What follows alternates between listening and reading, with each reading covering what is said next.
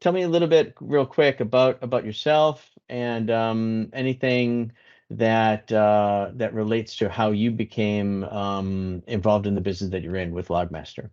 Sure. So look, I've always been in operations in tech, and always wanted to bring something fantastic to the market that's new and exciting.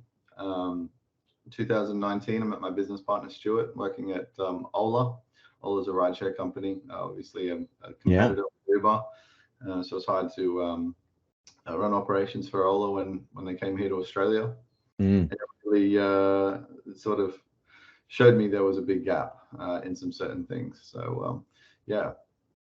Okay, cool. And the gaps are at that level of service provider entities, like an enterprise type of service provider entity, or is the gap down at the level of someone who needs a ride home from the pub? It's really interesting how it all sort of happened. So when we were launching and building Ola, I was looking after mainly Queensland at the time, and Stuart was looking after New South Wales. And so we started to get a common theme where passengers would come into the office or send in support tickets complaining about their drivers being, obviously So it's tired. behavioral issues in the Yeah, team. yeah. Yeah. So it's drivers driving tired and driving passengers around while they're tired, right? Mm. And it's clear there that there's a problem, because a driver can drive for one rideshare company for 10 hours, and then they can jump over and drive for another rideshare company for another amount of time, and so on and so forth.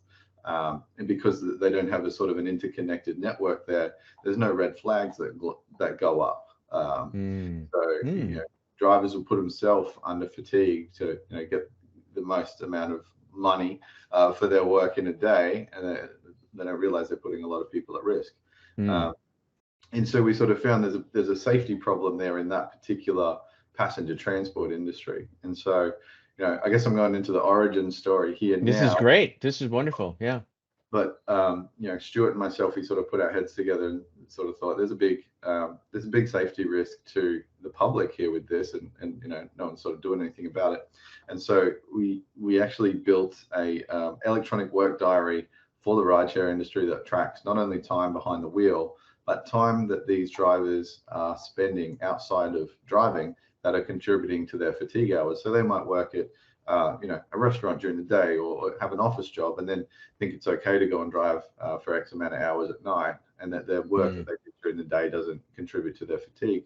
So we built this electronic work diary that tracked all this, and we started consulting with the Rideshare Driver Association, and they really loved the product and the concept. And a lot of those committee members at the RSDAA were passenger transport business owners. And so they started to actually use the product in their own passenger transport businesses to, help do their reporting for their quarterly audits. And so they started using the tech for that, and then they were getting passes on their quarterly audits. And they said, "This is great. What about the other components of the audit? Can you help me pass, some of these other things? Can you add to the product?" And so we started adding components in, and we got to the point where if a passenger transport business used our product, for a quarter, the day before the auditor arrives, they can hit a export report button, and they can just give it to the auditor, and the auditor will go tick tick tick. Wow, you managed this really nicely. Everyone should be using this, and they'll pass that audit. And so from there it sort of grew. I guess word got out, and then the trucking industry sort of started getting in touch, saying, "Hey, we heard you're building quality tech here. What about us?" And the trucking industry is obviously heavily regulated. At that point, they'd approved a certain number of electronic work diaries to replace a truck driver's paper diary. And that sort of just opened up this whole field for us to build smarter tech. See, without I guess reform to the laws and regulations in light vehicle passenger transport, there's not a requirement for passenger transport businesses and ride shares and that sort of thing to really do anything about that problem. And so we knew that it would be a bit of a long journey, and we're going to have to attend a lot of meetings to enforce a bit of change there in that industry. But we then noticed there was a big gap in compliance tech for the trucking industry. Yeah. And so that's brought us to where we are now. We're one of only a handful of accredited tech providers that supplies an electronic work diary that completely replaces the need for a truck driver to carry a paper work diary. And there's a lot of positives that come out of that. Oh, so sure.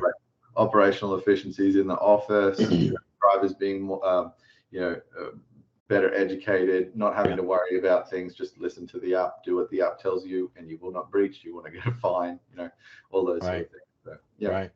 I love it. And so it's good. It's good. It's like a siloed compliance, but also behavioral enhancement tool to actually help minimize variety and maximize effectiveness on a very specific set of outcomes. Yeah, I love it. That's you're talking my language there when we want to make businesses better and Yeah. actually not overload people with stuff they don't like. Truckers don't like paperwork. I mean, come on, No. So I like that. That's very cool. So when when you're thinking about the types of customers, you have your individual rideshare companies in the trucking. Well, who would be your best customer? So right now, because we're a accredited electronic work diary, we've got two sort of sets of customers. You've got your solo drivers who might be a contractor. They might drive for 3 or 4 different businesses. And can you imagine supplying records for 3 or 4 different businesses every week? Physical pieces of paper, nightmare, right? So those single solo drivers that are contractors love it because it's all there on the app. It's all there on your phone, and it automatically sends out to your record keepers. So there's one segment of customers, and then you've got the businesses that employ, say between 5 and 200 drivers. And so those businesses want to pick it up for the operational efficiency, the accuracy of records, the fact that you can have records from paper users and electronic work diary users all in the one spot. And they get a lot out of it. And then going further into what do you do with that data to prepare you for your audit every quarter? How do you manage that all within one system? Because all we see is businesses are using a lot of different, fragments of different systems to piece together what they do for their compliance. So we're trying to build a gold standard that covers things like electronic work diary, fatigue compliance, mass compliance, maintenance compliance, payroll integration, all of that sort of thing. So we can help a business go from paying 4 or 5 different software systems, trying to stitch it all together to just have one thing that talks to everything and just sort of does everything. Yeah, that's awesome. So is that from your point of view as a business owner? I guess we'll shift gears a little bit from the sort of features, advantages, benefits of the to you as a business owner. When you were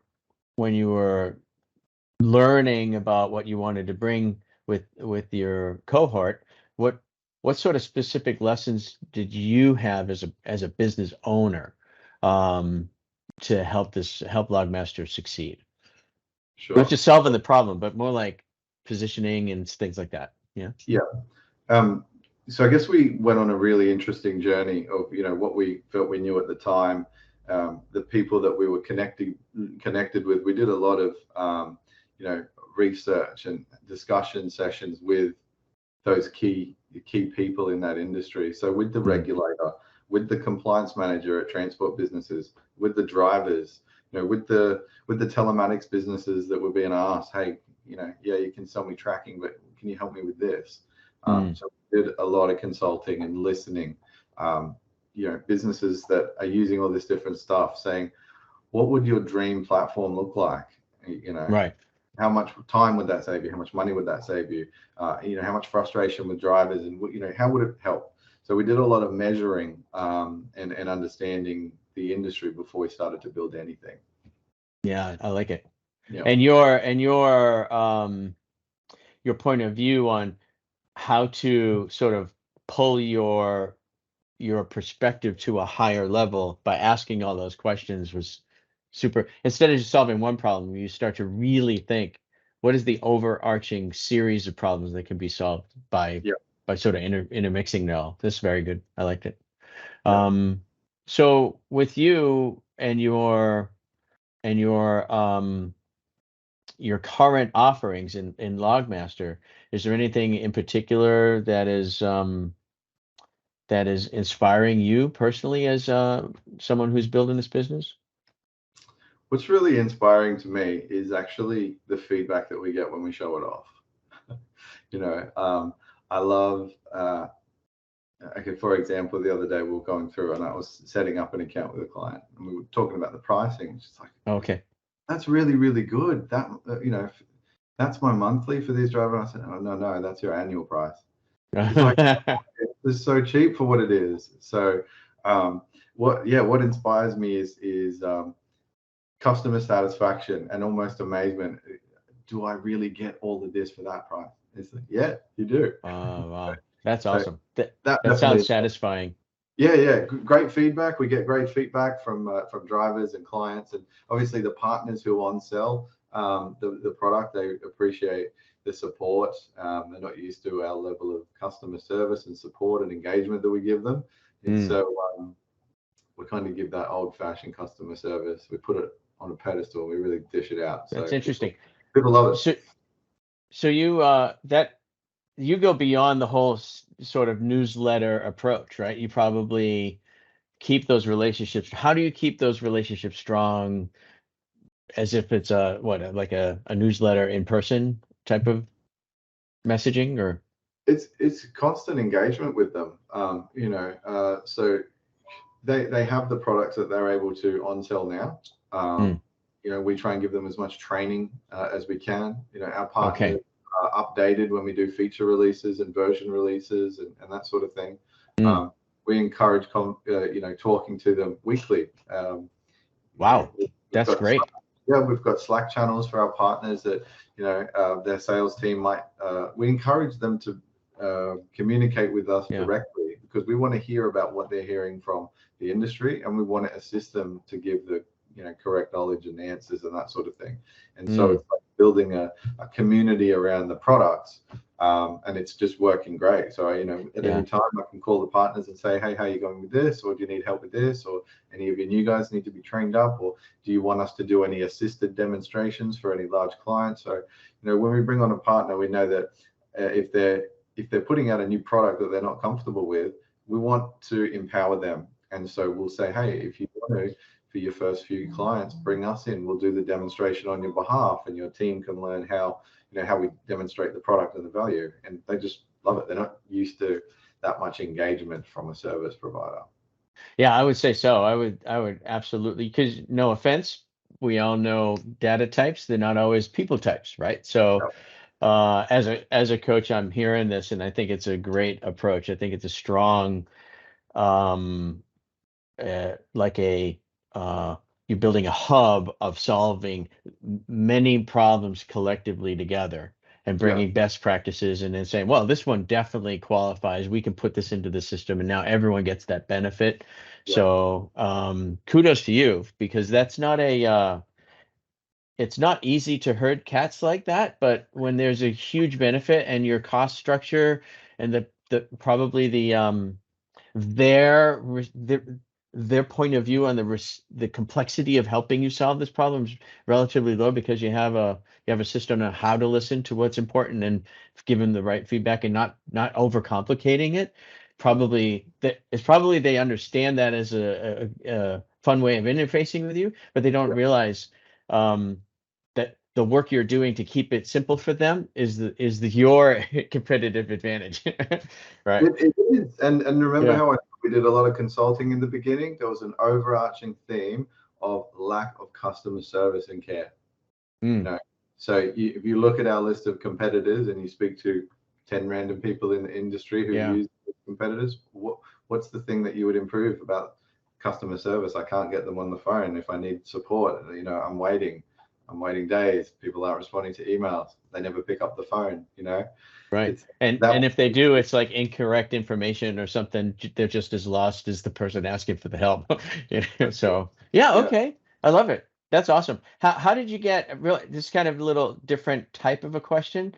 Do you have do you have team members that help with that part of things, and they're like, you know, calming voices on the phone, or what? Because you can't be on the phones 24/7. So how does that work for you? No, I'm not on the. Well, I am on the phone 24/7, but not always to a truck driver or a partner. Yeah, so we've got a really really good team. You know, Yeah. we are scaling right now, and so bringing on good quality team members that understand the vision and you know the mission is really critical for us. Mm. So yeah, we've definitely got you know a team of people who understand the product, that can speak the tech and the nerdy when needed, but also understand this is for transport companies and truck drivers to use. Yeah. So you know when you're dealing with an end user and trying to you know put tech in their hand to use to solve a problem, you need to be able to get uh, on the phone with them and walk them through it step by step, or else they'll just go, I don't know how to use this. Right. And so, yeah, I forget the question that you asked, That's actually. okay. I was just asking what team members, what are the types of team members that you rely on to do that actual interfacing? Sure. And you did. You totally answered that. It was good. Yeah, Yeah. Glad that they're there because they are absolutely part of that value chain. Yeah. definitely. In a way, a lot of IT companies, they're very much like utilities in the mind of the final client. If they only call you when they see something broken, and you're absolutely out of their consciousness as long as the trains are running on time, right? Yeah, yeah, And here you've seemed to be achieving trains running on time, but even people in the train willing to tell you how to make the train better, right? yes, yeah, While that's moving. yeah. That's not easy. So Yeah, yeah, kudos. agility is something that a lot of Yeah. people have said. You know, we're all about feedback. Hey, if you see a way for our system to serve you better, or if you see a feature that's missing that would help you, tell us. You Mm, know, it's not like here's the product on the shelf, enjoy it or don't. We don't care, but buy it. It's a here's the product that we're mm, working on and providing to you. But if you can help us make it better, it's mm. not only going to make you happier, but it's going to make everyone else who's using that product happier as well. Yeah. Yeah. So feedback is really important to us, and we are able to, because we're not a major global corporation. We can fix things quickly. We can add to things quickly. We could Mm. bring forward feature releases quickly if it's going to serve our clients Yeah, in a good that's way. great. Yeah. That's great. So if that's the case, are you what kind of, big name entrepreneur that out there in the, the big wig world of news, what kind of entrepreneur do you think that you emulate the most or want to emulate the most? Oh wow. Like a Richard Branson type versus a so and so type. Is there somebody who you mentally pull on, like, oh, these are the traits of that person I want to be, I'm going to use today. I'm going to use this person's traits today. That type of Okay. thing. Um, It's a really good question. I guess I'm trying not to, I guess, emulate any person in particular. If I have to say a name of where I draw some inspiration from, Kerwin Ray is incredible. Mm, Uh, his just the way he does what he does, and I love watching his videos, and I draw a lot from his teachings, I guess. But mm, I guess day to day we're busy. We've got a mission, a long mission and a long yeah, roadmap of things to do. I just try and stay on task and keep doing what we've done across the years that we've been working together because it's working for us. yeah. Um, but yeah, Cool. if I have to say one name there, it's Kerwin Ray. He's Yeah, why not? Yeah. Yeah, yeah, that's great. I think that's awesome. And that's, as a coach, we often encourage ad hoc trait incorporation. So you don't have to take all the features of this person but if there's one particular feature, such as, focus or work ethic or something, take that feature, put it in mm, your system. Yeah, so that's kind yeah, of cool. yeah. So any specific offer or anything that's coming live or anything you want the world at large to know, companies that might want to engage with you, what's where do I send them, or is there anything specific that you want them to know about how to engage with your company? Sure. I mean, send them to www.logmaster.com.au if they want Hmm. a rundown. We've got a nice little video clip on the homepage that really sort of spells out what we do. Perfect. Anyone who wants to engage with us or our partners that's in your community, they can have their first 30 days completely free. Oh, great. Um, I guess some exciting news is we're looking to launch in New Zealand Q1 next year, as long as we get our regulatory approval there, and then on to world domination after that. Yeah, right. There are trucks everywhere. There are drivers everywhere. So that's great. Millions. All right. Well, Josh of Logmaster, I appreciate your time. We'll wrap up today here, but again, this is a very, very fun discussion. I see a lot of good things that you're already doing. I just wish you lots of success as you keep people safe and help people be much more and companies be much more efficient, Cool. Thank staying you so compliant, much. etc. Thanks, Cheers. Josh. See Thanks. ya.